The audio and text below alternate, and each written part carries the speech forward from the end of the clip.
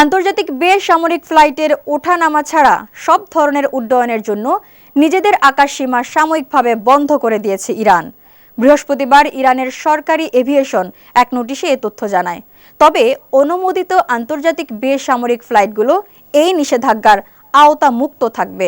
বিবৃতিতে বলা হয়, তেহরানের আকাশসীমা 15ই জানুয়ারি পর্যন্ত বন্ধ থাকবে। এ সময়ে শুধুমাত্র সিভিল এভিয়েশন অথরিটির পূর্বানুমতি নিয়ে নির্দিষ্ট কিছু আন্তর্জাতিক বেসামরিক ফ্লাইট চলাচল করতে পারবে। বিজ্ঞপ্তিতে আরও বলা হয়, এই নিষেধাজ্ঞা ইরানে প্রবেশকারী বা ইরান থেকে ছেড়ে যাওয়া ফ্লাইটের ক্ষেত্রে প্রযোজ্য হবে। ইরানের অভ্যন্তরীণ ও আঞ্চলিক ক্রমবর্ধমান উত্তেজনার মধ্যেই এই পদক্ষেপ নেওয়া হলো। বর্তমানে দেশটিতে সরকার বিরোধী বিক্ষোভ চলছে এবং এ নিয়ে আন্তর্জাতিক মহলে ব্যাপক সমালোচনার সৃষ্টি হয়েছে।